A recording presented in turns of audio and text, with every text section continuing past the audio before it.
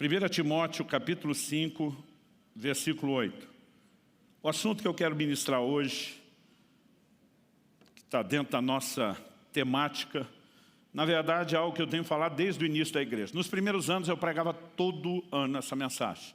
Depois eu comecei a dar espaços, às vezes eu levo períodos de quase 2 anos. Isso significa, que alguns de vocês certamente já ouviram isso até mais de uma vez, e isso não me deixa nem um pouco incomodado, pelo contrário.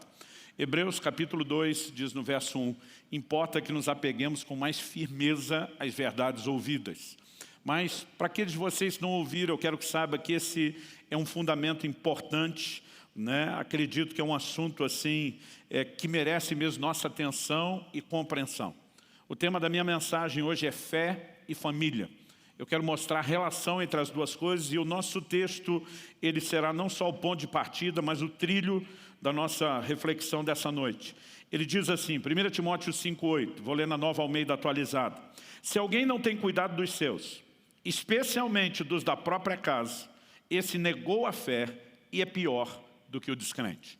As variações entre as versões são pequenas. Algumas, em vez de dizer negou a fé, vão dizer renegou a fé. Outras, em vez de dizer pior do que o descrente, usa a expressão pior do que o incrédulo. Mas, em essência, a maioria das versões vão apresentar exatamente a mesma mensagem. Que se alguém não cuida dos seus, especialmente os da sua casa, está negando a fé e é pior do que o incrédulo. E com isso, o apóstolo Paulo estabelece uma conexão entre assuntos que muitas vezes na prática a gente tenta vivê-los de forma separada. Que é fé, quando falo de fé não é apenas crer para uma intervenção de Deus, mas toda a nossa relação com Deus, fé e família.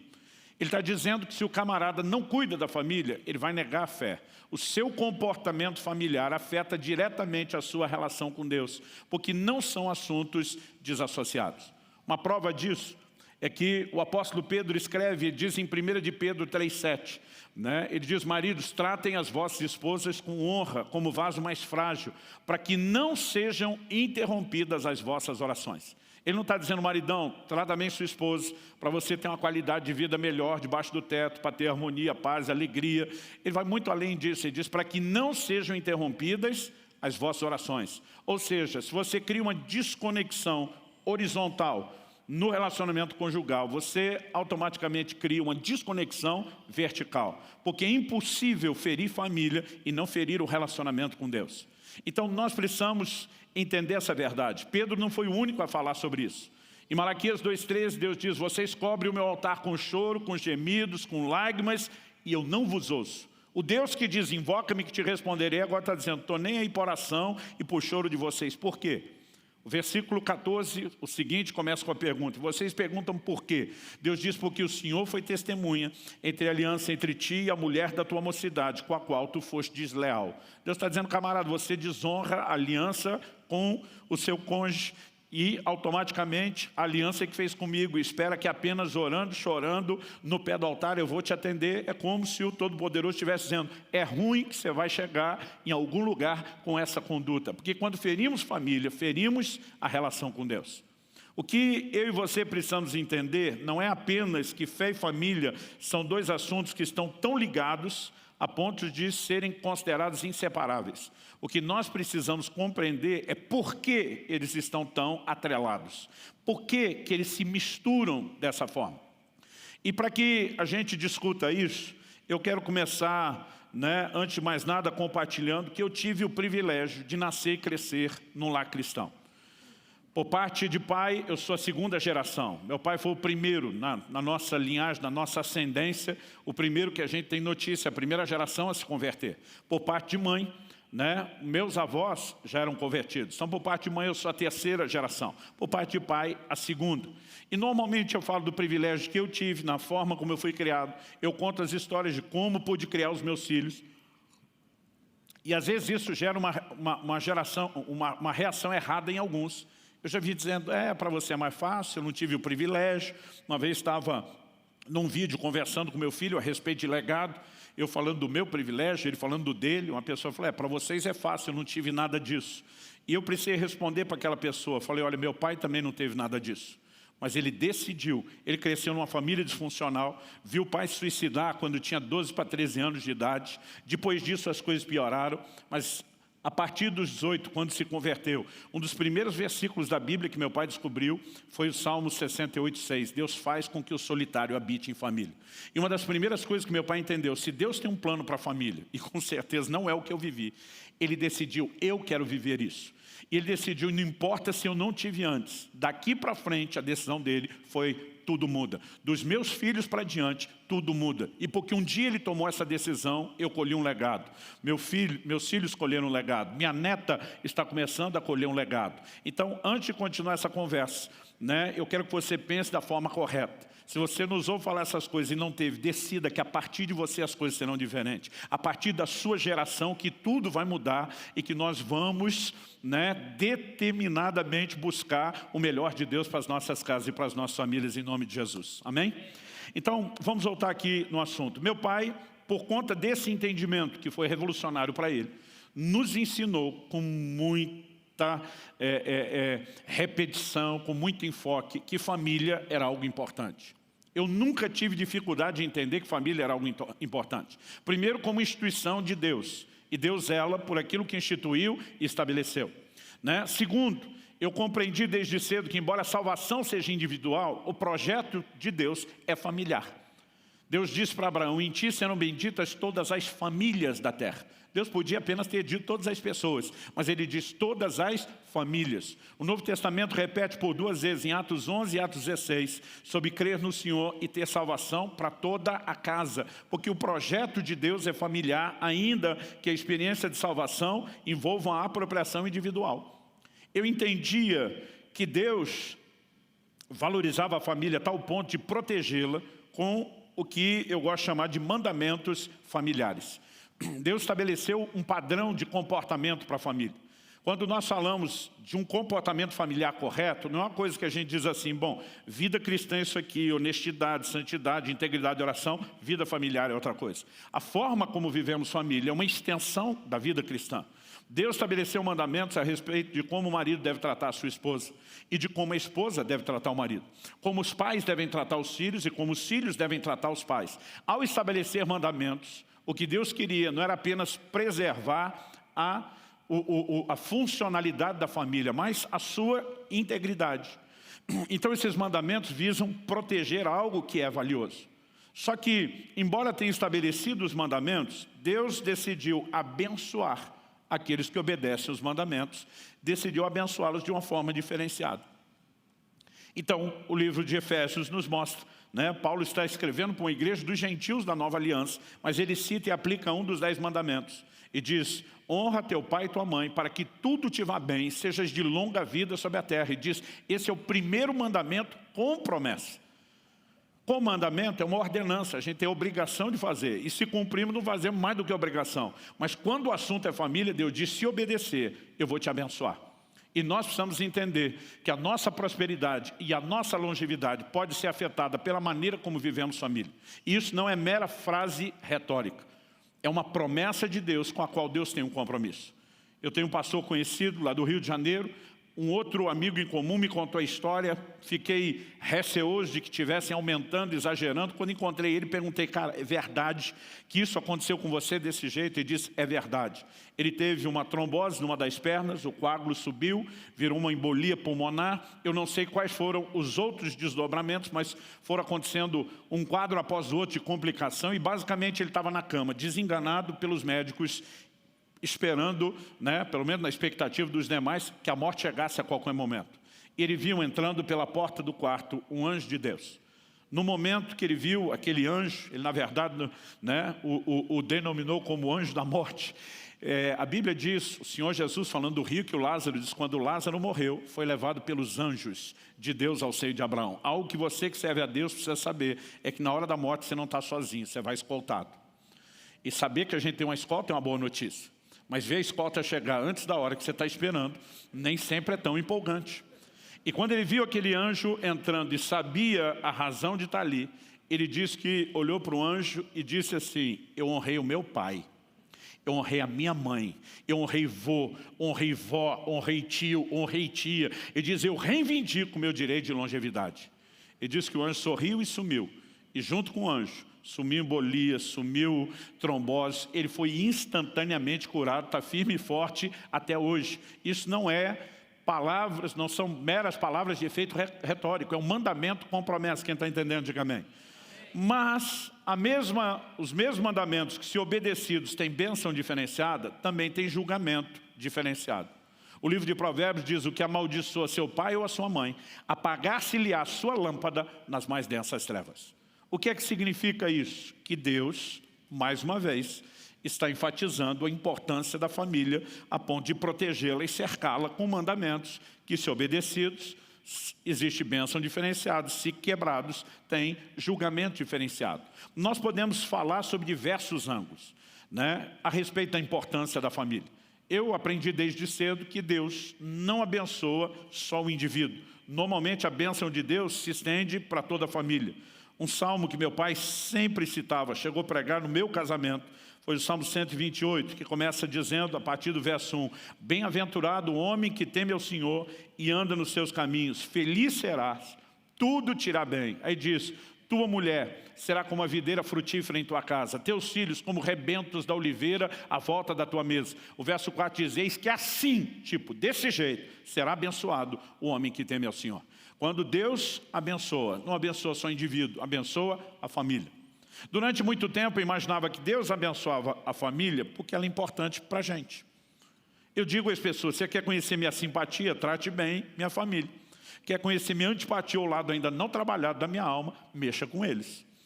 Então eu imaginava, Deus sabe que ao fazer algo por eles, indiretamente está fazendo por mim, deve ser por isso que abençoa. Não, quando você vai estudar a Escritura de uma forma mais profunda, você descobre que Deus não abençoa a família apenas porque ela é importante para nós. Deus faz isso porque ela é importante para Ele. Mas a pergunta é, qual é a real importância da família? Muitas vezes nós analisamos as coisas numa perspectiva carnal e egoísta. Então, parece que tudo o tempo todo na nossa cabeça é apenas porque a gente acredita que é para a gente ser feliz. Felicidade, eu costumo dizer, acaba sendo uma consequência, um efeito colateral de viver o propósito de Deus. Mas não é a essência do propósito. Até porque muitas vezes, para andar dentro do projeto de Deus para a família, você talvez não vai ter toda a alegria durante um determinado período. Quem está batalhando por uma restauração do casamento não está vivendo alegria todo dia, mas está lutando para que ela se manifeste em algum momento como consequência de se alinhar ao plano e ao propósito de Deus. Quem está entendendo, diga amém. Quem está lutando em oração, em intercessão por um filho rebelde, distante, não está vivendo alegria quando decide andar nesse lugar em Deus, mas ele acredita que ela pode se manifestar depois, mas não é mera e simplesmente a busca pela alegria ou realização no nível pessoal. Algo que eu quero apresentar para você hoje, ligado à importância da família, ao fato de que a família é importante para Deus, vai além da percepção de valor emocional. Tem a ver com uma perspectiva espiritual. Talvez o centro de tudo que eu vou falar aqui hoje é que a família é um sistema de valores que Deus estabeleceu e usa a fim de que Ele possa se revelar a nós. Então, em primeiro lugar, eu quero começar te dando fundamentos bíblicos de que Deus se revela através de figuras familiares. Por exemplo, quando você olha para as Escrituras, você percebe que tanto na relação pai e filho, como na relação entre o homem e a mulher, né? Não importa se nós estamos falando do marido, da esposa, nós estamos falando de pais e filhos, Deus usa essas figuras. Quando Deus queria falar a respeito do seu amor, para que Ele apelou? Isaías 49:15, amor de mãe. O mais sacrificial, sagrado e profundo nível de amor que o ser humano conhece é amor de mãe.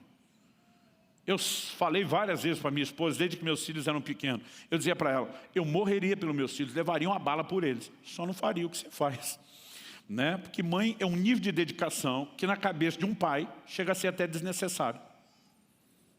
Pastor, não está exagerando? Julgue comigo. Acho que a maioria dos homens vão concordar, talvez as mulheres não. Israel tinha perto de 7 anos de idade. Chegamos de um culto, né? Ele dormindo no carro, já era tarde, a Kelly pediu para eu descer algumas outras coisas. Enquanto eu descia, eu vi que ela pega o Israel no colo para que ele não acorde e decide levá-lo para a cama no quarto. Mas a gente morava num sobrado e ela tem que andar com aquele menino enorme carregando ele lá para o andar de cima. Quando eu vi ela tirando ele do carro, eu falei, para. Falei, você vai acabar com suas costas, mulher. Ela falou, você vai me ajudar? Eu falei, claro que vou. Ela estende, achando que eu vou pegar o menino. Falei, acorda aí, folgado. E mãe olha e diz, coitadinho, de tadinho nada, o bicho está um sonâmbulo, não sabe o que está acontecendo, está andando e dormindo, não precisa acabar com as costas. Né? Eu lembro de uma época que uma noite ela escovava os dentes das crianças, a outra era eu. Na dela ela quase acabava com o esmalte do dente das crianças, de tanto esfregava. Na minha eu dava escova para cada um, vocês vão aprender a fazer o trabalho, seus folgados. Aqui ele dizia, quem é o folgado?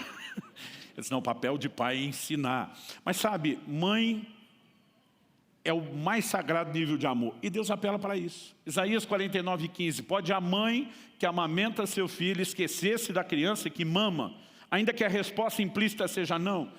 Deus, por causa que vez ou outra, pode aparecer uma mãe desnaturada e diz, mas ainda que essa se esqueça, eu não me esquecerei de vós. Tenho os vossos nomes escritos nas palmas das minhas mãos. Deus apela para o amor de mãe. Mas na hora de falar de cuidado, aí ele apela para a figura paterna. E aqui os pais sabem, né, que o peso e a responsabilidade que a gente carrega no nosso papel envolve muito a questão do cuidado da família. Então Jesus diz, se vocês são maus, sabem dar boas dádivas aos vossos filhos, quanto mais o Pai Celestial. Ele fala isso num contexto dizendo, olha, qual de vocês é o pai? Que se o filho pedir pão, vai lhe dar uma pedra. Gente, eu tento, mas não consigo. Cada vez que eu falo desse versículo, eu lembro de um episódio lá em casa. Domingo, a gente brincava que era o dia de passar fome. A gente ia cedo, de manhã para a igreja, tinha a escola bíblica dominical, depois tinha um culto. Papai, né, e mamãe era dos que fechavam a igreja, porque era o pastor, atendia todo mundo. A maior parte do tempo nessa época não tinha carro, ia para casa de ônibus. Dependendo da linha de ônibus pegasse, resolvia com 2, às vezes com 3. Nem sempre minha mãe conseguia deixar o almoço adiantado no sábado. A gente brincava que domingo era o dia da fome. E um desses domingos que nós chegamos, que o almoço não tinha nada preparado, minha mãe ia fazer tudo zero. Meu irmão mais velho, como sindicato, representante do sindicato dos filhos someado, foi lá e disse, mãe, pelo amor de Deus, não dá para esperar tudo, nós vamos morrer de fome. Nós temos que comer alguma coisa antes. Minha mãe diz, vai lá, abre o armário, pega um pedaço de pão.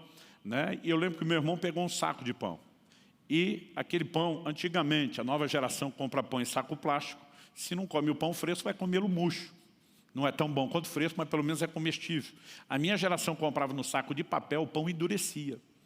Então eu lembro que meu irmão tira um pedaço de pão e ele começa a bater na mesa. Pó, pó. E ele fica restando esse versículo. Qual é o filho que pedindo ao pai pão, esse lhe dará uma pedra?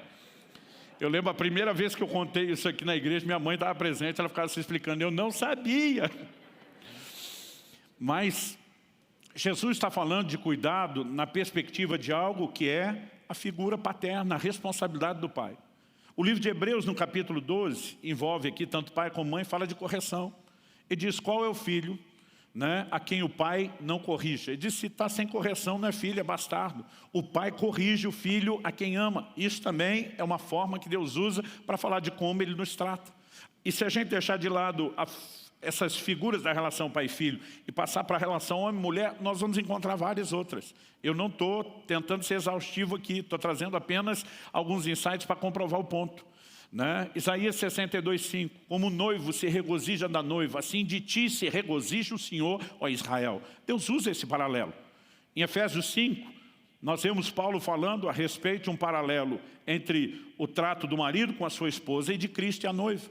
Cantares é um dos livros que acredita ser uma alegoria profética do relacionamento entre Cristo e a igreja. Então, quando nós olhamos, é fato, Deus se revela através de figuras familiares. Eu nunca tinha pensado muito nesse assunto até o ano de 2005, que foi quando começamos a igreja. Alguns meses antes de darmos início, Deus começou a falar muito forte ao meu coração a respeito dessas coisas. E Ele me fez lembrar de uma experiência que eu tive quando, né, o Israel, meu mais velho, era ainda bem pequeno. Ele devia ter em torno de uns 4 anos de idade. Eu lembro que era a fase tagarela, né, e também porque a Lissa, minha filha, ela ainda era bebezinho, quase não falava. Futuramente isso mudaria drasticamente e ela se tornaria uma profissional da conversa, mas nessa época ela resmungava muito pouquinho. E a gente ia fazer uma viagem para a casa dos meus sogros, que dava uns 700 quilômetros. Isso significava uma viagem de pelo menos 9 horas, que foi o que levou.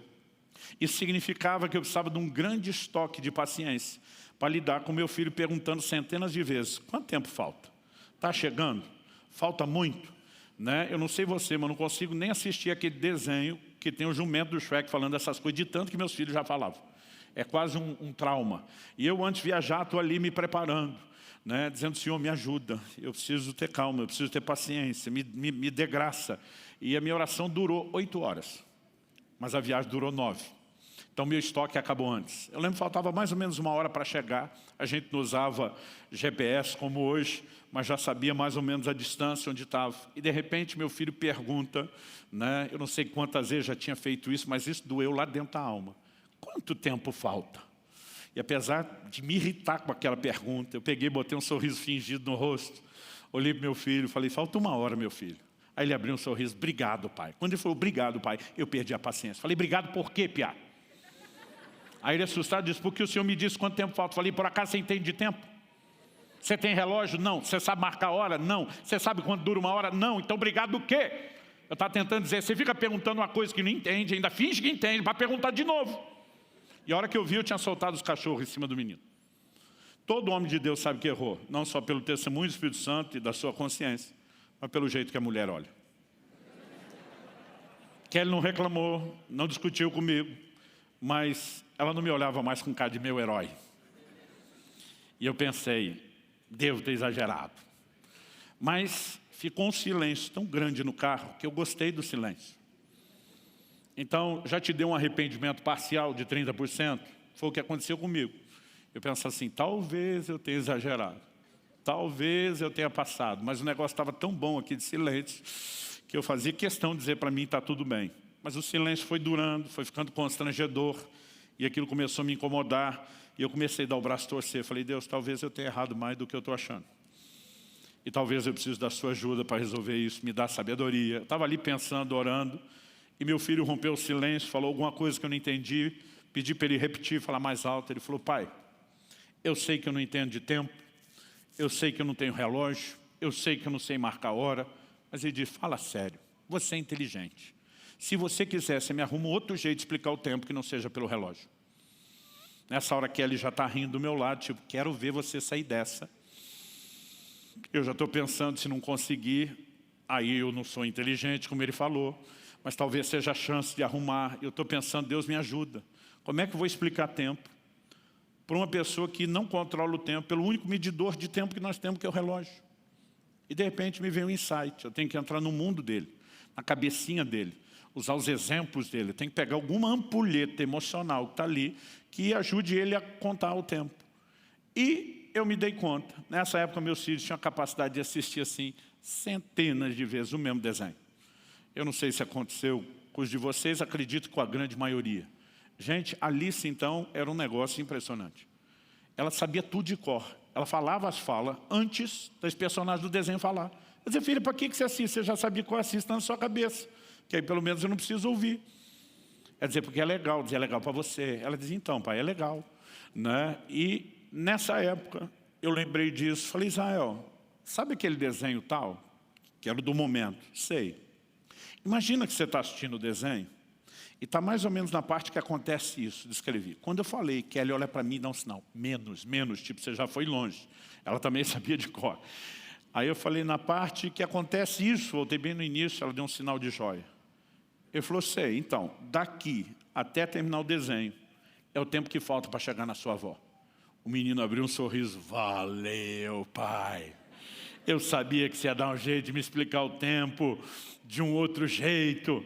Eu olho, Dona Kelly sorrindo de volta, me olhando com cara de meu herói. E eu falei, meu Deus, arrumei tudo com todo mundo e ainda vou ter paz. Gente, não deu 10 minutos, ele só mudou a pergunta. Que parte do desenho está agora? Eu tinha que dirigir um olho na estrada e o outro assistindo o desenho aqui numa tela paralela, em tempo real, para ir explicando que parte do desenho está para ele e calculando quanto tempo faltava. Eu lembro quando peguei um acesso secundário para entrar na cidade, saindo já da rodovia, ele já fazia um tempo que me perguntava, pai, e agora? Eu falei, e agora a tela está preta, não está passando nada. Ele, ué, será que quebrou o videocassete? Videocassete, gente, estamos falando de um bom tempo atrás. Eu falei, não, acho que não quebrou não. Ele falou, mas o senhor disse que está passando nada. Na hora que eu olhei estava preta, mas agora está subindo as letrinhas brancas. Gente, quando eu falei, está subindo as letrinhas brancas, pensa na festa do menino. Eba, chegamos! Porque eram os últimos grãozinhos de areia daquela ampulheta da cabeça dele caindo. O Espírito Santo falou comigo, você lembra do episódio? Eu falei, lembro. Aquilo foi inesquecível. E ele me disse, eu tenho que fazer a mesma coisa com vocês o tempo todo. Assim como você teve que entrar no mundinho dele, na cabeça dele, usar as figuras que ele tinha, porque não adiantava falar da sua linguagem, do seu conhecimento, que ele não acompanhava. Ele diz, é a mesma coisa que eu tenho que fazer com vocês. A Bíblia diz que os pensamentos de Deus são mais altos que os nossos. A Bíblia diz, em 1 Coríntios 2,14, que o homem natural não entende as coisas do Espírito, que para ele são loucura. Então Deus também precisa usar conosco figuras compreensíveis. A diferença, o Senhor falou comigo aquele dia, entre eu e você, ele diz é que você improvisou. Eu não tinha um plano, para mim foi um momento, foi um improviso. Mas Deus, o Deus onisciente, que conhece tudo, o Deus presciente, que conhece tudo de antemão, Ele não improvisa nada. O tempo todo a Bíblia fala do seu plano, do seu propósito, do seu beneplácito, de tudo que Ele planeja. Né? Deus não faz nada, absolutamente nada improvisado. Ou seja, quando Deus cria o homem para viver em família, isso é parte de algo intencional, de um propósito. Deus queria nos dar referências que Ele pudesse usar. E porque Deus cria o homem para viver em família, para que o homem entenda algo que Deus já tinha antes da existência do homem.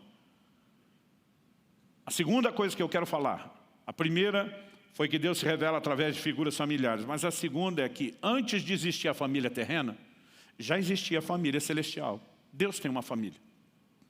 Efésios 2,19 diz assim, já não sois mais forasteiros, né, mas concidadãos dos santos e membros da família de Deus. Eu e você somos membros da família de Deus porque Deus tem uma família. Fomos recebidos nessa família, adotados nessa família. Em Efésios 3, 14 e 15, Paulo diz, por essa causa me ponho de joelhos diante do Pai, de quem toma o nome toda a família, tanto no céu como sobre a terra. A Bíblia não só diz que Deus tem uma família, mas parte da família está no céu, parte está na terra. Isso sempre fez com que imaginasse a família de Deus como um grande sobrado. Aquela criançada correndo, pulando no andar de baixo, nós os crentes aqui da terra. A criançada correndo, pulando, brincando no andar de cima, aqueles que já foram promovidos e transferidos lá para a glória. E eu imaginava a família de Deus assim, Deus esse paizão, aquele mundaréu de filho numa casa de 2 andares, do céu e da terra. Mas eu lembro que nessa ocasião, início de 2005, o Espírito Santo começou a falar ao meu coração e disse, quando você começou a sua família? Eu falei para ele, dia 3 de novembro de 1995, uma sexta-feira à noite, já devia ter passado das 9h30 da noite, quando eu fiz meus votos. Aí respondi para Deus bonito, se cumpriu a escritura que diz, deixará o homem seu pai, sua mãe, se unirá sua mulher. Falei, nesse dia eu formei a minha família. O Espírito Santo perguntou, e os filhos? Falei, os filhos vieram depois. Os filhos são o aumento da família. Ele falou, você não passou a ter uma família quando os filhos nasceram? Eu falei, não. Os filhos nasceram, foram concebidos porque eu formei uma família por meio do matrimônio. E quando eu respondi isso, ele disse, se você pensa isso sobre a sua família, por que é que você pensa diferente a respeito da minha? Porque para mim, Deus só passou a ter uma família quando criou o homem. A verdade é que antes de sermos criados, o mistério bíblico da Trindade, que nós mexemos aqui nos últimos meses, é o mais perfeito modelo de uma família. É a família que pré-existia nos céus antes da família terrena. E porque Deus já vivia em família, decidiu criar o homem para viver em família, de maneira a tentar comunicar valores que pudessem ser absorvidos por cada um de nós. Quando eu falo da família de Deus, alguns me olham com a cara que parece que a pergunta está estampada na testa. Primeira vez que eu ouvi isso, antes de começar a pregar essa mensagem, foi de um amigo que teve uma experiência impressionante com Deus. Ele vinha numa prática de oração intensa todos os dias, e num desses momentos ele teve uma experiência impactante, poderosa, sobrenatural. Tinha um histórico de muita dor no seu crescimento, nas suas experiências familiares, e o Espírito Santo começou a trazer cura, e algo que o Senhor falou para ele foi a respeito da família eterna, que a Trindade era uma família antes da existência do homem. A primeira pergunta dele, eu estou dizendo que esse foi o primeiro que eu ouvi tocar no assunto, mas ao longo dos anos, quando eu comecei a falar mais disso, eu vejo muita gente me perguntar a mesma coisa.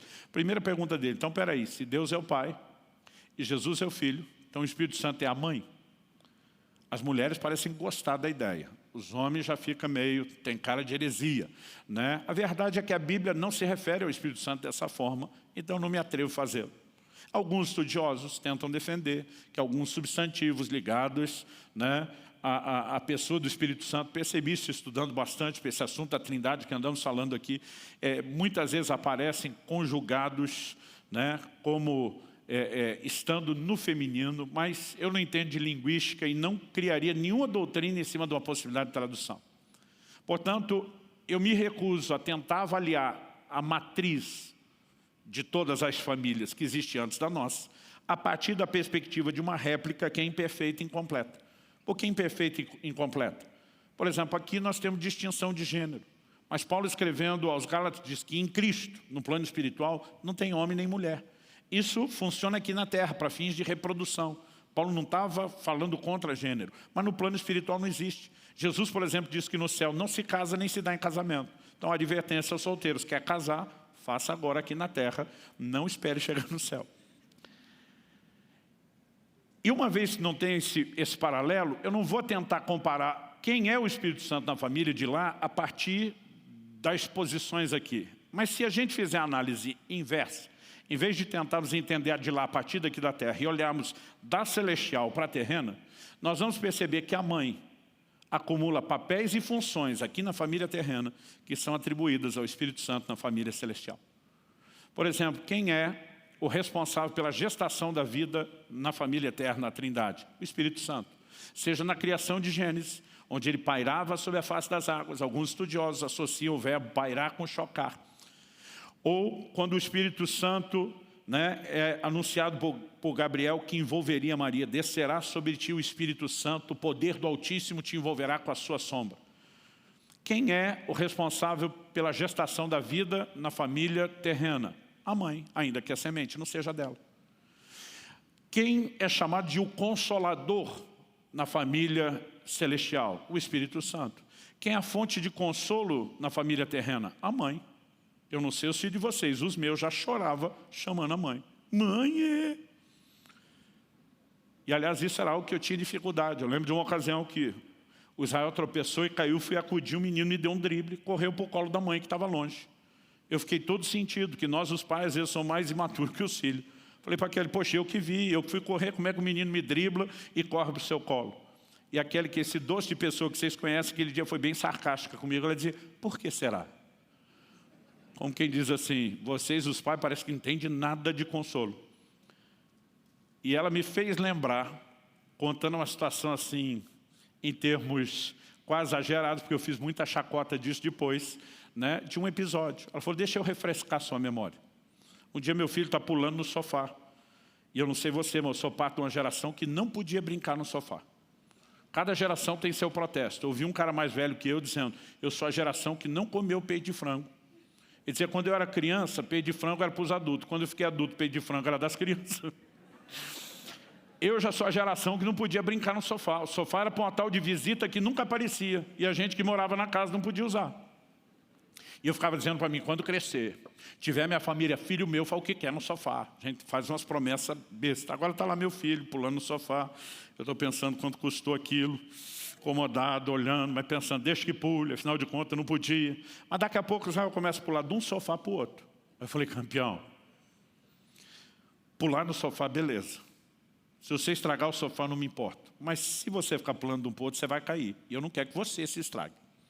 Não, pai, não vou cair, filho. Aprenda a sabedoria milenar. Quem entende as coisas é o pai, não é o filho. Você acha que não, mas se você insistir, vai acontecer. Não vai, pai. Fui para o posto de observação. Alguns dizem que o pai fica gorando, não é verdade. Posto de observação. Meu pai dizia que na escola da vida o castigo vem antes da lição. Primeiro você apanha, depois aprende. Falei: vamos observar o aprendizado. E ele pula de um sofá para o outro, do outro para um, de um para o outro, do outro para um. Num desses pulos, na hora da arrancada, ele escorrega o pé. O impulso não foi o suficiente. E ele foi só até a metade e caiu no vazio dos dois, blumba, no chão duro. Tinha um tapete que não era tão felpudo ou macio, deve ter ajudado alguma coisa. Mas na hora do blum, e o menino levanta chorando, a mãe, que estava bem mais longe, teletransportou. A hora que eu olho de como ela chegou aqui. Né? E ela que foi acudir, eu não tive nem tempo. E aí eu vou contar do jeito que eu esculhambava, né, aquele nos nossos momentos, que eu dizia: isso é muito para a cabeça de um pai. né, a forma como a mãe decide consolar. Primeira pergunta da mãe para o filho: meu filho, o que é que aconteceu? Eu estou com vontade de dizer, todo mundo sabe que o menino caiu. Para que perguntar? Mas a mãe chega e deixa o filho dar a versão. Ele: eu caí. E minha vontade de dizer, nossa, achei que estava treinando para aprender a mergulhar na piscina. Aí a mãe pergunta: e machucou? O pai nessa hora, eu e a maioria do meu sindicato quer gritar. Não, está chorando de treino para ficar bom quando precisar. Mas eu estou ali, não peca, fica quieto, morda a sua língua. Eu estou fazendo cara de paisagem, dentro de mim o vulcão em erupção, do lado de fora está tudo quieto, tranquilo. Eu dizendo, segura campeão, segura. Aí, não bastasse isso tudo que já tinha gerado indignação suficiente, a mãe, que já perguntou o que aconteceu, ele caiu, né? E doeu e machucou, agora ela diz, deixa que mamãe dá um beijo e já sara. Aí eu quero gritar, tá trolando você, piá. Não é xilocaína, não é analgésico, não sara nada. Mas eu estou, fica quieto. Mas está cada vez mais difícil ficar quieto. E aí o menino estende o braço e a mãe nem beijar direito, beijo. Chega uns 2 centímetros perto. Sarou ele. Eu quero voar no pescoço dos dois. Aí a Kelly está me fazendo lembrar do episódio. Aí um outro dia, meu filho está lá brincando no sofá. E daqui a pouco resolveu pular de um sofá para o outro. Falei, bonitão, lembra da última vez? Não, pai, agora eu aprendi, não caiu mais, filho. Você acha que aprendeu? Sabedoria milenar, o pai está certo, você vai estar errado de novo. Não pula de um para o outro, não é seguro. Não vou cair, fui para o posto de observação. Daqui a pouco, gente, parecia a mesma coisa. Eu não sei se foi na ida ou na volta, como da outra vez. Não sei se foi o mesmo braço, mas no mesmo vão. Tipo o gol da Alemanha. Você fica olhando, é replay ou está acontecendo de novo? Para que mexer na ferida, né? Agora doeu. Então não sei se foi na ida ou na volta o mesmo braço, mas do mesmo jeito. Caiu, blum, levanta segurando o braço, chorando. Dessa vez, eu que estava mais perto, teletransportei. Psh. A hora que ele foi correr para um lado, cerquei, foi correr para o outro, cerquei. Tipo, hoje é nós. Aí agora é a hora da Kelly fazer chacota comigo e fazer todo o drama de como o pai consola. Primeira coisa que o pai fala para o filho, está chorando. Engole esse choro. Você é homem ou não é? Sou. Engole o choro. Sou. Aí eu olho para o menino. Pai que é pai, antes de consolar, dá sermão, gente. Eu não te falei que se você ficasse pulando, ia falou, engole o choro. Falou. Então bem feito! Se tivesse ouvido seu pai, não tinha caído. E a hora da gente rasgar o sermão. A Kelly me falou, meu amor, quando alguém está se afogando, é hora de dar sermão, porque não aprendeu a nadar, é hora de jogar boia. Eu falei, você falando assim não só faz todo sentido, mas faz me sentir um pouco idiota. E ela olha para mim e diz, e a princípio, o beijo não é para sarar o braço, é para sarar a alma da criança. Eu, bom. Parece que as mães são as profissionais do consolo. É uma dádiva de Deus. É parte de um papel que elas desempenham. O que eu e você precisamos entender? Que assim como há uma família terrena, há uma família celestial que antecede a nossa. E a boa notícia é que, embora a família terrena seja imperfeita, a família celestial não é imperfeita. Isso me leva ao meu terceiro e último tópico, onde eu quero terminar. A imperfeição da família terrena acaba nos dando uma lente. E essa lente determina a forma e a maneira como nós enxergamos Deus. Se Deus quer usar uma figura familiar para que a gente o entenda, e Ele vai falar do amor de mãe, para quem não teve uma mãe tão boa, a pergunta é, nós vamos entender tão bem a expressão do amor? Não. Se Deus vai falar de como um pai se importa e cuida do filho, mas está falando isso para uma pessoa que não teve esse tipo de pai, a mensagem vai ser bem compreendida? Não. Porque a lente está gerando não uma visão correta, mas uma deformação, uma caricatura de quem Deus é. E eu comecei a entender isso porque logo nos primeiros anos do ministério pastoral, eu tive uma experiência que me fez prestar atenção e reparar nisso. Na época, eu pastoreava em Guarapuava, E o templo da nossa igreja era o inverso desse aqui. Isso aqui é um retângulo na horizontal, lá era na vertical. Eu estava no momento do louvor e adoração na primeira fila e estava assim, aproveitando aquele momento em Deus, e veio algo forte no meu coração, do nada. Sai do seu lugar, vá dar um abraço no fulano de tal. Normalmente, pastor, pelo menos durante um tempo, a gente consegue memorizar mais ou menos quem senta onde. Os crentes são criaturas com hábitos, a grande maioria. Aliás, tem uns que chegam e ficam incomodados, porque alguém sentou no lugar dele, mesmo que não tenha nome, esse lugar é meu. Porque eu sempre sento nele. Quando Deus diz, não, abraço fulano, eu já olhei para o fundo. Como tivesse de costa aqui, olhando para aquele canto da esquerda. E conseguia vê-lo de longe, ele era maior do que eu. Pensei, está lá. Mas na minha cabeça está, será que é Deus mesmo trazendo isso ao coração? Será que é coisa da minha mente? Eu falei, Deus, é você, não é você? Eu falei, a igreja é sua, mas nós temos regras aqui embaixo. Tem hora de abraçar. Te abraço na chegada, abraço na saída. Quando muito, antigamente isso acontecia mais do que hoje, a gente tinha o que chamava um cântico de comunhão. Era uma mensagem dessa para cantar para os irmãos, a gente saía se cumprimentando, se abraçando, né? E falei, não é hora de abraçar. Falei assim, não deve ser coisa de Deus nada. E volto a adorar. Enquanto eu estou ali na canção, de novo vem aquela coisa forte no coração. Sai do seu lugar, vá dar um abraço no fulano. Aí eu falo, Deus, se for o Senhor, vamos arrazoar junto? Eu falei, o Senhor sabe que as ovelhas do seu rebanho são um pouco ciumentas. Se eu for lá no fundo abraçar um só e mais ninguém, vai dar ruim. Amanhã o Senhor continua sentado no seu alto sublime trono e eu tenho uns crentes bicudos aqui. Ele não veio abraçar. Eu pensei, isso não é coisa de Deus, isso é o maligno tentando trazer divisão na igreja. Eu falei, deixa esse negócio e volta a adorar. Vem a terceira vez, sai do seu lugar, vai dar um abraço em fulano. Eu falei, Deus, o Senhor sabe que nós os homens não somos assim, criaturas tão dadas a afeto. Eu vou lá abraçá-lo sem motivo. O que esse cara vai pensar de mim? Mas não tinha desculpa que eu desse que acalmasse aquela insistência interior. Vai dar um abraço no fulano de tal. Chegou uma hora eu desisti. Falei, quer saber? Só tem um jeito de saber se Deus está nisso ou não. Se é o testemunho interior do Espírito Santo ou não. Saí do meu lugar e fui lá para o fundo. Quando eu chego, fui pelo canto do corredor, ele era assim o segundo pé do corredor. Parei perto dele, está todo mundo ainda cantando na adoração, mas a boca dele está um movimento diferente. Parecia que ele estava orando, falando e não cantando. Sabe tipo novela mexicana? Que o que você está ouvindo não bate com o movimento da boca? Estava um negócio parecido. E eu pensei, deve estar orando. De repente me pareceu que ele fez um amém, parou, eu falei, minha hora, cutuquei ele. No que ele abriu os olhos para ver quem estava cutucando e me viu, ele já levou um susto. E eu já fui me explicando. Falei, pode te parecer estranho, mas Deus mandou aqui para te dar um abraço. E já que estava ali, dei um abraço apertado, gordo nele. Meu amigo, esse camarada maior que eu, mais velho do que eu, começou a chorar. Do choro ele foi evoluindo, né, para urrar, para gritar, babou tudo em mim. Não me largava, penso no abraço sem fim.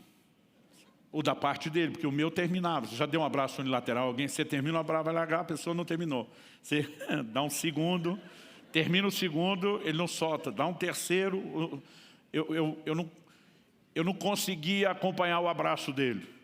Eu que queria que a manobra fosse rápida e discreta para evitar problema com os outros, agora está todo mundo em volta olhando os gritos, o urro e o choro dele. E eu fico assim, ó, é ele, tem nada a ver com isso. Pensa numa situação desconfortável. Se alguém me perguntasse, pastor, se eu sentiu algo sobrenatural acontecendo, nada. Eu achei muito esquisito. Mas quando ele finalmente se recompôs, eu não aguentei e fiz a pergunta. Falei, o que é que aconteceu? Ele disse, o senhor não faz ideia. Falei, por isso que eu estou perguntando, criatura. Ele falou, pastor, o senhor sabe que eu sempre tive dificuldade com a forma como vocês tratam Deus como Pai. Falei, não sei se eu estava ciente disso, não. Ele falou, pois é, o tempo todo vocês falam de Deus, é pai, é papai, é paizão, é paizinho. Ele falou, esse negócio me incomoda. Eu falei, você não teve pai? Porque essa é a típica reação de quem não teve. Ele falou, não, eu tive um pai. Meu pai botou comida na mesa, vestiu a gente, deu um teto sobre a cabeça, mas nem de longe ele foi essa figura carinhosa que vocês sugerem num pai. Ele disse, meu pai nunca me deu um abraço. Ele falou, o contato físico era as surras que variavam de injustas a abusivas.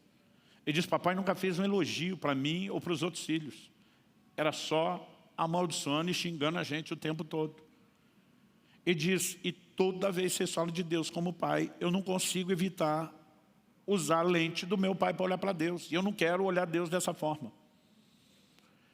Ele disse, hoje eu estava aqui no meio do louvor e adoração, ele falou, pastor, eu estava longe, eu estava lá nas galáxias, eu estava curtindo o negócio. Até que o líder do louvor, no meio da canção, fala, sobe agora no colo do Pai. Ele falou, onde eu estava? Voltei na hora, foi um balde d'água fria, estragou tudo, acabou meu momento. Ele falou, eu vi pela minha reação que aquilo era algo sério dentro de mim. E ele falou, Deus, deve ter algo muito errado mesmo comigo, porque não é possível ter reações tão fortes. Ele falou, e eu comecei a orar aqui e dizer, Deus, se eu realmente preciso te entender como pai, eu quero entender o pai que o Senhor é, e não um pai que eu imagino pela experiência que eu tive. Então ele disse, se é tão importante que eu entenda o Senhor como pai, eu quero te pedir um sinal. Eu quero que o Senhor me dê o abraço de pai que eu nunca tive. Eu quero que o Senhor me dê algo que te faça olhar, não com a lente do meu pai, mas que faça com que eu te veja como um pai diferente. E ele começou a dizer, então vem me dar um abraço de pai. Eu te desafio a me dar um abraço de pai. No meio da oração, com toda a empolgação, ele parou e falou, não, estou pedindo muito. Ele diz, até evangelizar, que é algo tão importante, o Senhor terceirizou, delegou para a igreja. A gente faz no seu nome. Então ele falou, vou mudar minha oração. Se o Senhor enviar alguém aqui, que diga para mim que veio enviado, mandado pelo Senhor para me dar um abraço seu, eu aceito ele como um representante do seu abraço. A hora que ele terminou a oração, eu cutuco ele e digo, Deus me mandou para te dar um abraço. Ele fala, pastor, eu nem sei como o senhor chegou tão rápido. Eu, para ele, falei, você achou de flash, rapaz? Eu saí lá da outra ponta. Ele falou, mas o senhor chegou na hora que eu terminei. Eu falei, você não sabe o trabalho que eu dei para Deus para vir. Como ele já sabia o que você ia orar, já sabia o trabalho que ia dar, ele começou antes o preparo. Até eu chegar aqui foi outra novela, filho. Mas no momento que ele terminou a oração, eu estava do lado dele. Só que esse irmão não teve só o sinal que ele precisava. Na hora que eu dei o abraço, o Espírito Santo, Consolador, esse mesmo que está movendo nesse ambiente aqui. Eu sei que você sente que ele está movendo aqui. Meteu a mão lá dentro do peito desse cara e começou a puxar raízes. Isso foi definição dele. Falou, pastor, eu cresci na roça. O senhor sabe o que é tirar raiz, arrancar raiz? Eu falei, estou falando raiz de mato pequeno, não. Estou falando pelo menos de arbusto. Às vezes uma árvorezinha pequena, a gente já precisa de um trator. Ele falou, aquilo vai mexendo com todo o solo à volta. Ele falou, a sensação que eu tinha, que alguém puxava raízes que estavam espalhadas totalmente dentro de mim. Ele falou, eu chorei, urrei, gritei daquele jeito, porque doía no início. Doía demais, pastor. Mas ele falou, quando terminou esse negócio, eu penso no meu pai, não existe mais dor. Eu penso em Deus como pai, está totalmente desassociado da figura do meu pai. Algo aconteceu dentro de mim. Ele falou, pastor, foi um milagre, uma intervenção de Deus. E nessa hora eu estou empolgado olhando aquilo. Mas o que é que isso me fez perceber? Que a visão que eu e você temos de família, ela vai afetar a visão que eu e você temos de Deus. Uma pessoa que teve uma péssima experiência com paternidade, vai ter dificuldade com a paternidade de Deus. E o que é que eu e você precisamos entender? Em primeiro lugar, que as limitações estão na família terrena. Mas que na família celestial não há limitações. E que a família celestial quer preencher essas lacunas emocionais deixadas pela família terrena. Como sabemos disso? Salmo 68:5, Deus se revela como o pai dos órfãos. Está dizendo, você é órfão, cresceu sem pai. Eu quero ser seu pai. Ele está dizendo, eu quero preencher essa lacuna, esse buraco emocional que você tem. Salmo 27:10, Davi diz, ainda que o meu pai e a minha mãe me desamparem, o Senhor me acolherá. Pai e mãe são os últimos a virar as costas para alguém, gente. Eu comecei meu ministério aos 15 anos de idade, evangelizando, e muitas vezes pregando em presídio, e às vezes você via uns camaradas que aos olhos da sociedade eram considerados verdadeiros monstros. A mãe ia visitar e chamava de meu nenê. Pai e mãe, principalmente a mãe, são os últimos a virar as costas. Quando Davi diz, ainda que pai e mãe desamparem, o Senhor me acolherá. Ele está dizendo, nessa família não existe abandono. Nessa família existe acolhimento que compensa o abandono da outra. Então, algo que eu e você precisamos de fato entender é a razão pela qual a família celestial quer preencher essas lacunas. Porque se não houver cura na lente que nós temos, nós não vamos desfrutar do relacionamento com Deus como deveríamos. Em todos os meus anos de ministério, 30 anos pregando, 28 de pastoreamento, vai completar agora em dezembro, eu sempre gostei de pregar sobre fé. E muitas vezes quando estamos pregando aquelas mensagens de fé, que é para incendiar mesmo a turma, porque Deus disse, nunca te deixarei, jamais te abandonarei. Tem aqueles irmãos que estão te olhando com aquela cara, eu vou voar. Mas tem aqueles outros que estão olhando para você com a cara assim, sei. Aham. E você diz, como é que esse não se empolga? Eu comecei a descobrir com o tempo, principalmente acompanhando os que reagiam dessa forma, e o que eu vou falar agora é estatística, é pura estatística, que a grande maioria, praticamente absoluta desses, tinha uma única coisa em comum. De todas as igrejas que eu pastorei, os que eu chamava os incrédulos crônicos, os que tinham dificuldade, eles tinham uma coisa em comum, experiências de abandono. Então você está lá dizendo, Deus prometeu, não vou te abandonar. E o cara inconsciente está pensando, meu pai também falava isso antes de virar as costas para a gente. Minha mãe também disse isso antes de virar as costas para a gente. E muitas vezes isso se torna uma lente, que na verdade confunde a revelação que eu e você deveríamos ter de Deus. Mas o inverso também é verdadeiro. Porque é que eu e você temos a responsabilidade de viver uma vida familiar correta. Eu entendi essas verdades quando meus filhos ainda eram pequenos. E eu cresci debaixo de um temor, de entender a minha responsabilidade de ser bom esposo e ser bom pai. Não era apenas para ter uma boa qualidade de vida emocional em casa, mas porque a lente que um dia meus filhos iriam olhar para Deus seria a paternidade que eu iria exercer sobre eles. E eu seria responsável pela forma como eles entenderiam ou não a Deus no futuro. Isso precisa trazer temor no nosso coração. Nós não podemos viver família de qualquer forma. Se nós temos um compromisso com continuidade geracional, nós precisamos entender o quanto vamos impactá-los. Então, se por um lado eu estou falando dos incrédulos crônicos, por outro nós precisamos entender que alguns não têm dificuldade nenhuma de crer, porque cresceram num ambiente onde não só nunca foram desamparados, mas promessas eram sustentadas. Um dia uma pessoa me perguntou, falou, pastor, o senhor conta cada experiência de fé dos seus filhos? Ele falou, o senhor acha que aqueles dois nasceram com o dom da fé? Eu falei, não. Eles foram muito expostos ao alimento da fé, que é a palavra. Cresceram num ambiente onde era natural ver resposta de oração. Mas se tem algo que meus filhos, embora conheçam as limitações do pai, algo que eles não podem falar, é de promessas que não são cumpridas. Talvez o versículo que eles mais me ouviram repetir na vida, não foi João 3,16, Deus amou o mundo de tal maneira, foi o Salmo 24. Aquele que jura, isso também está no Salmo 15, se não me engano, aquele que jura e com dano seu não muda. Falou, está falado, falou, tem que cumprir, falou, não tem volta. Então sabia que se o pai fizer uma promessa, está falado de ponto final. Quando morávamos em Irati, estávamos na fase de implantação da comunidade de alcance lá, que foi a primeira. Eu tinha vindo para cá em Curitiba o fim de semana, eu estava aqui, não me lembro se eu vim na quinta ou sexta noite, acho que era na quinta-feira já. E eu estava aqui até o domingo de manhã. Nosso culto lá era domingo à noite, eu depois do almoço voltaria.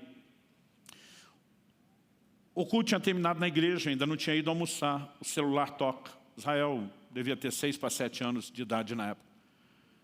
E ele, ô pai, que saudade de você. Eu falei, saudade de você também, filho. Mas de repente ele muda o assunto, diz, mas não liguei para falar da saudade. Eu falei, não, você ligou para falar do quê? Ele falou, pai, liguei para dizer que eu tenho muito orgulho de você, do homem de Deus que você é. Você é tipo o apóstolo Paulo, você viaja para abençoar as pessoas, pregar a palavra. Eu na hora já sabia que tinha o dedo da mãe por trás, ministrando ele na minha ausência. Mas ele começa uma conversa que não parece conversa de criança.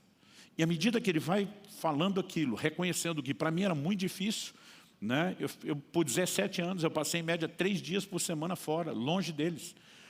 Quando ele vai falando aquilo começou a me emocionar. Eu estou me segurando para não chorar enquanto falo com ele. E quando eu estou assim no auge, entregue, quebrantado, ele termina a ligação dizendo, só não esquece meu presente. Ele diz que nessa época fez isso sem nenhuma segunda intenção. Mas eu emocionado, quebrantado, falei, o que é que você quer? Ele, estou podendo escolher? Nós estávamos vivendo um período de muita renúncia, né?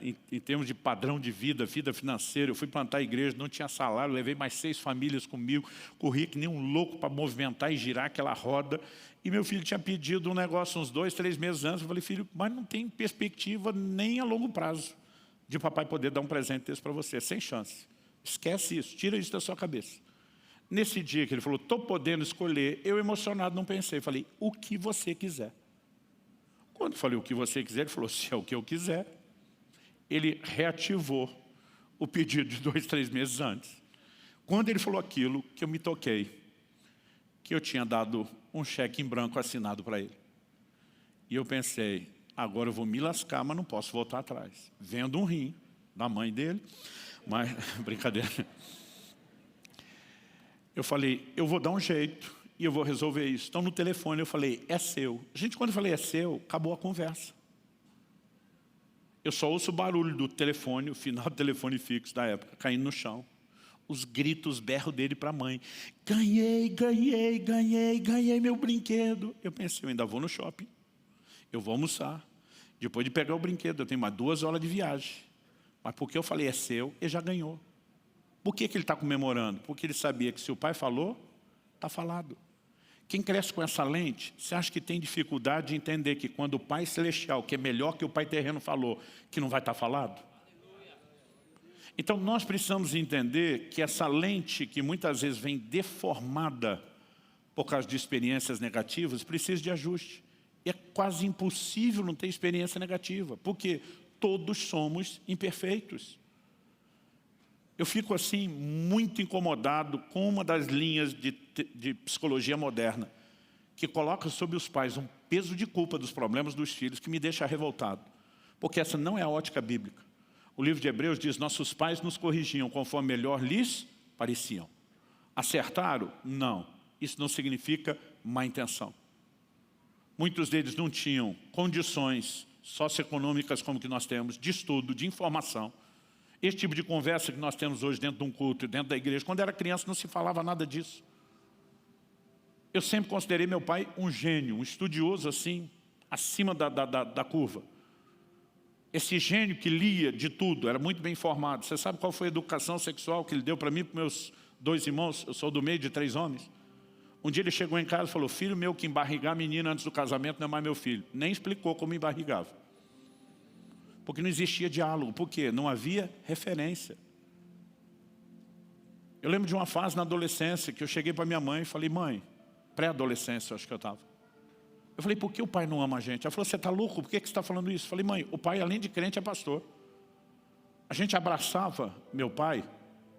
Então, desde que eu me lembro da fase mais crescida, a gente abraçava meu pai, ele ficava duro, que nem um cabo de vassoura, ele não conseguia interagir. Eu dizia, meus amigos têm uns pais que além de não ser crentes, são bandidos. Um abraço e beija eles. Como é que a senhora explica o homem de Deus aí que não faz isso? Minha mãe falou, filho, seu pai não teve referência nenhuma. Foi nessa conversa que pela primeira vez ela falou do que meu pai não falava. Que meu avô tinha suicidado, que ele cresceu num lar disfuncional. Ela falou, seu pai não teve nada disso. Ele não tem referência nenhuma de como fazer. Mas minha mãe falou assim, mamãe, abraço e beija vocês todo dia, mas tem dia que eu não lembro de orar por vocês. Ela falou, mas não tem um dia da vida de vocês que seu pai não ore por vocês. Ele carrega um peso, um zelo por vocês, que vocês não têm ideia. Ele muitas vezes, quando vocês estão dormindo, ele vai impor as mãos, ele ora por vocês. Ele só tem dificuldade por aquilo que ele não teve. E minha mãe foi usada por Deus para virar uma chave na minha cabeça. Eu pensei, pois se o velho não teve, vai ter agora. Gostando ou não, vai ter uma overdose de abraço. Sabe, o próprio Jesus, quando diz na cruz, perdoa-lhes porque não sabem o que fazem, ele nos mostra que uma das melhores coisas é tratar o ofensor como vítima. É enxergar a ignorância e a limitação dessa pessoa e ter compaixão dela por isso.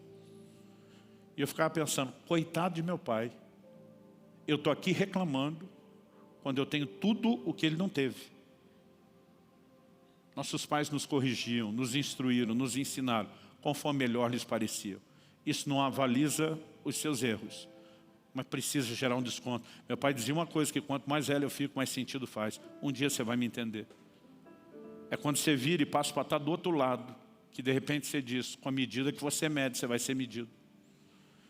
Gente, eu lembro de uma fase da infância que eu apanhava todo dia, todo dia. Eu não sei dizer quantas vezes eu apanhei. Talvez não virou a casa do milhar, mas foram muitas centenas no mínimo. E nenhuma dessas centenas de surras, ou seja lá quanto for, me incomoda. Mas existia uma que me incomodava por muito tempo. Foi uma que eu apanhei sem merecer. E essa eu lembrava. Meu irmão aprontou alguma coisa, o Paulo, o mais novo, minha mãe foi para cima dele, ele disse, foi o Luciano. Ela veio para cima de mim. Eu falei, pera, do que eu vou apanhar? Ela dizia, você sabe. Eu disse, não sei. O problema é que outras vezes que eu sabia, mentia que não sabia, agora ela não me levou a sério. E ela começou a me bater, eu disse, eu não sei pelo que eu estou apanhando. Então primeiro você apanha, depois você descobre. Aí eu estou lá apanhando, meu irmão arrependido entra e fala, não mãe, eu menti, não fui ele, fui eu. Minha mãe ficou desacorçoada, só me largou, foi sendo, falei, e ele? Ela falou, depois eu resolvo com ele. Eu falei, e eu que apanhei à toa? Minha mãe falou assim, a próxima que aprontar está apanhado. Alguém aqui já apanhou a crédito? Eu apanhei. E gente, pensa em indignação dentro de mim, quem que apanha sem merecer? E fui lá e gastei uma das boas. Eu falei, já está apanhado, só não vai fazer nada. Eu ficava pensando isso, que pai que bate no filho sem ter feito nada. Mas mesmo pensando nisso tudo, eu uma vez disciplinei meu filho por algo que ele não fez. E o pior, ele ficava me dizendo que não fez. Todos os amigos dizendo que sim. Eu falei, vai apanhar dobrado que está mentindo. Ele falou, pai, eu não sei porque eles estão falando isso. Mas eu não fiz. Eu falei, filho, todo mundo ia mentir. Ele falou, não sei porque eles estão fazendo. Eu te prometo que eu não fiz. Eu falei, você sabe que o réu confesso, delação premiada, valia muito em casa. Da própria pessoa e dos outros, dos irmãos. E eu disciplinei ele o dobro, porque supostamente estava mentindo. Quando saímos do banheiro, aquele mundaréu de crianças, os filhos dos outros pastores, tudo de cabeça baixa, a gente mentiu. Eu queria dar nos filhos de todo mundo, não podia. E na hora eu me lembrando do quanto julguei minha mãe. Eu lembro que eu chorei na frente do meu filho. Dizia, meu filho, me perdoa. Ele falou, claro que eu te perdoo, pai, mas eu queria que você tivesse acreditado em mim. E aí? E tudo aquilo que você lançou quando era vítima, agora você perde completamente a rigidez. Porque do outro lado, precisa ter um pouquinho de tato e compreensão. Por que eu estou dizendo isso? Gente, o mesmo Deus que quer preencher as lacunas familiares, Ele quer mudar nossa ótica. Ele quer nos levar a um lugar de tolerância, de compaixão, de perdão. Quem está entendendo o que eu estou falando? Algo que Deus me falou e eu termino com isso aqui agora. Quando me fez entender essas verdades, Ele disse, eu não quero que você pregue só restauração familiar. Eu quero que você pregue a restauração da visão familiar. Eu falei para Deus, qual a diferença? Ele disse que restauração familiar não se aplica sempre. Restauração da visão familiar se aplica sempre. Eu falei, como que não se aplica sempre?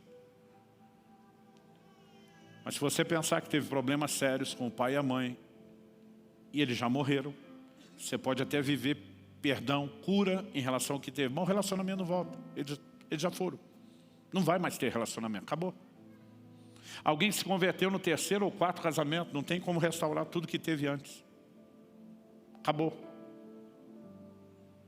Mas a visão familiar sempre pode ser restaurada. Então mesmo se meus pais já partiram e eu não posso consertar o relacionamento, eu posso mudar a visão que foi gerada por um relacionamento errado. E se eu me convertir depois de vários casamentos, eu posso mudar a visão a respeito de matrimônio, para não apenas entender melhor o reino, como poder ajudar os filhos. E não há nada que eu e você precisemos tanto para mudar a visão familiar, como a palavra de Deus. Salmo 19:7 diz, a lei do Senhor é perfeita e restaura a alma. Mas além dessa visão, e a razão pela qual nós vamos gastar aqui essa temática e esse tempo falando, é para te ajudar a mudar a sua visão familiar. Durante todo o mês de outubro e entrando aí em novembro. Mas algo que você precisa estar aberto, não só hoje, mas a partir de hoje, é que Deus te permita fazer com que você revisite alguns episódios da sua história, para talvez liberar perdão, ou pedir perdão por algo que você tenha feito. Talvez você seja vítima, talvez você seja ofensor. Talvez você seja um filho abandonado que tem que perdoar o pai ou a mãe que abandonaram. Talvez você seja o pai ou a mãe que abandonou e precisa pedir perdão. Tem muita gente que se converte, sabe que é uma nova criatura, mas gerou filhos fora do casamento e nunca se importou com eles. Em algum momento tem que haver conserto. Precisa haver humilhação, precisa haver arrependimento, precisa haver pedido de perdão, precisa haver um testemunho. Eu não sabia, eu vivia na ignorância.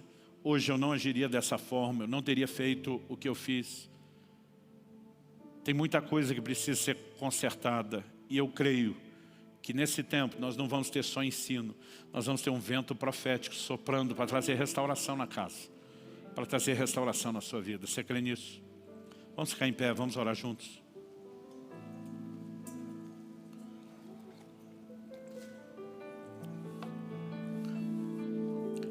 Meu Deus, a Tua palavra foi anunciada, mas nós precisamos daquela ação personalizada do Teu Espírito Santo, para que não seja só um discurso.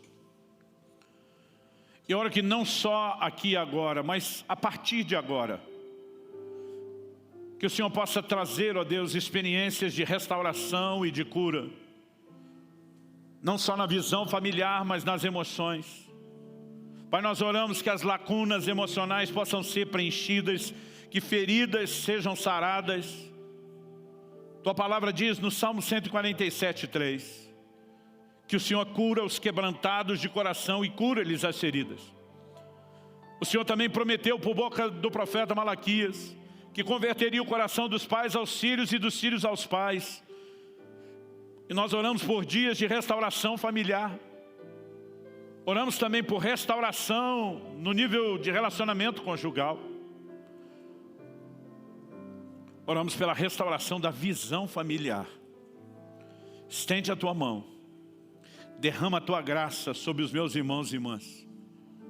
E ajuda-nos a avançar no entendimento de que a família não é importante apenas para nós, é importante para o Senhor. E é importante não apenas porque é uma instituição sua que o Senhor quer defender, mas porque é um sistema de valores que o Senhor estabeleceu e usa a fim de se revelar. Portanto, ó Deus, ajuda-nos a entrar nesse lugar de entendimento e cooperação com o Senhor, para que a visão familiar seja cultivada de forma correta em nós, em especial na vida de nossos filhos, nossos netos, nas próximas gerações. Nós clamamos em nome de Jesus, em nome de Jesus e para a glória de Deus. Se você crê e concorda, diga amém. Se você recebe essa palavra, diga eu recebo em nome de Jesus.